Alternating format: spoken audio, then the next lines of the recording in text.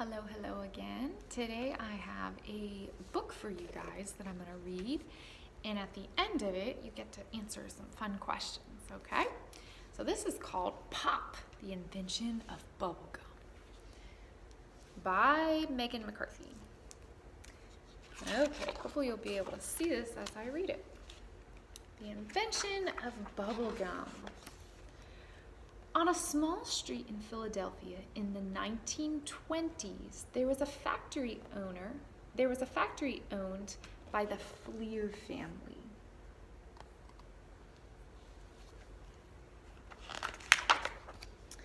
Inside the factory, lots of gum and candy were made.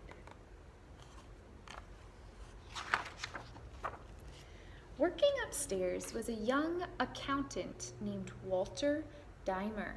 His job was to add numbers and balance budgets. He knew lots about math, but not much about gum.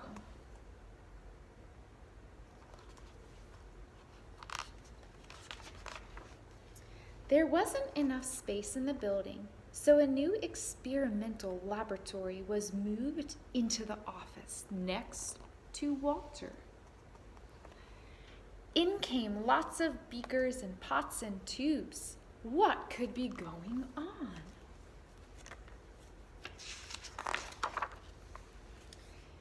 The big secret was that the company was trying to make a new kind of gum.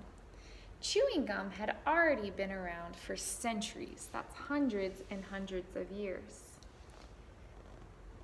Men in top hats and women in puffy dresses chewed gum for fun and to cure things like stomach aches. The ancient Greeks chewed the sap of the mastic tree.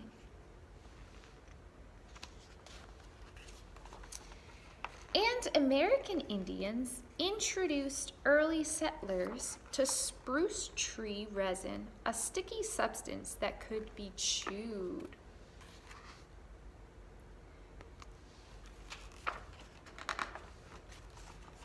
Ho-hum, gum wasn't that exciting. But what if gum chewers could blow bubbles? Now that would be something, a world full of bubblegum blowers.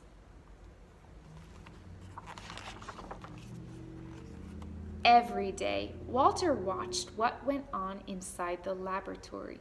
There wasn't much progress. One day, his boss gestured toward one of the kettles containing a gum experiment and said, "Watch that, will you, Walter?"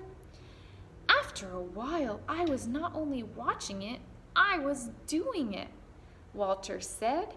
He added a bit of this and a bit of that, but still nothing.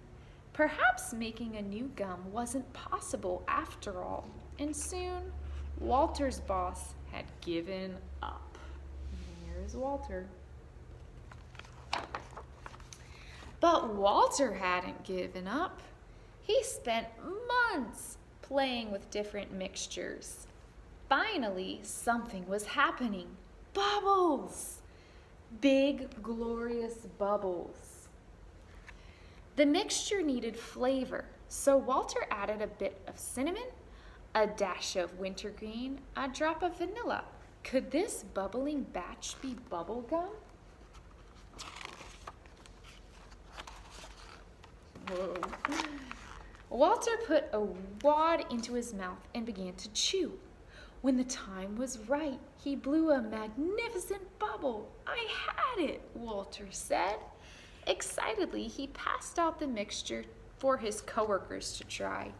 We were blowing bubbles and prancing all over the place. Sadly, the next day, the mixture was as hard as a rock. It wouldn't blow a bubble at all. But Walter didn't give up.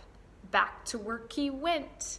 After many more months of adding this and that, top secret ingredients he would never ever share, Walter found what he was looking for.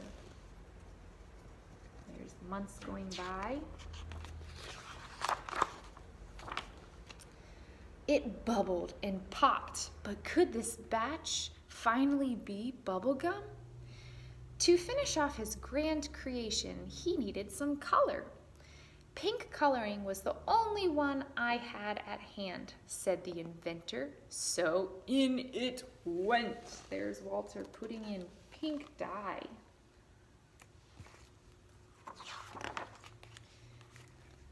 A batch was cut into pieces, and 5 pounds of it was brought to a local mom and pop store.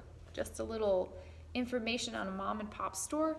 That's just a local shop that would probably be in the town that Walter lived in. It was the day after Christmas, and the kids who came into the store got the present of a lifetime. They were the first people in the world to try a bubble gum that actually worked. That day, Walter gave lessons on how to blow bubbles. Everyone loved bubble gum. When the kids discovered what it could do, it sold out that very afternoon, Walter said.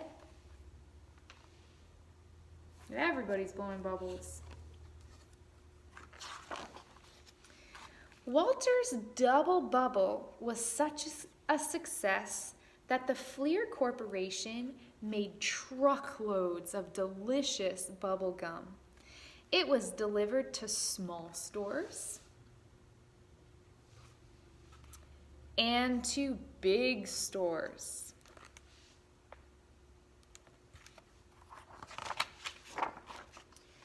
After being promoted to vice president and then later retiring from Fleer, Walter enjoyed the rest of his life in a relaxed manner. He was known to ride around on a giant tricycle and liked to invite the neighborhood kids over for, what else? Bubble blowing contests. Walter Dimer never got rich from his invention, but he didn't seem to mind. I've done something good with my life, he said. I've made kids happy all over the world. Now I have a couple facts to read for you about bubblegum. The first fact says that bubblegum actually helps people concentrate when they study. So chewing a lot of gum helps them study. The second fact is that chewing gum on an airplane will prevent your ears from popping. I know that whenever I fly in a big airplane, I always chew gum because it doesn't make my ears hurt that way. Another fact, this is a really goofy one, says if you chew gum non-stop for an entire year straight, so all the time, even when you were sleeping, which would be dangerous, you will lose 11 pounds. So you'll be 11 pounds lighter. But the problem with that is that you wouldn't be able to eat anything else. You'd have to chew and chew and chew all the time. The next fact is that, where'd it go? Double Bubble, the type of bubble gum that they made, was actually sent to soldiers serving in World War II in like care packages. And the last fact I'm going to read for you is that back in World War II, it says that desperate times called for desperate measures. Kids would actually put their double bubble gum in a glass of water overnight to save it for the next day.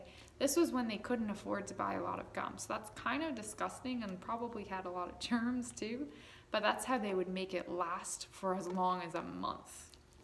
So there you have a bunch of facts.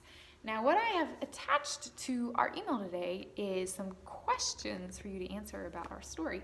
If you need to rewatch this video so that you get all the details and even those fun facts at the end, you can do that before you answer them. All right, see you later.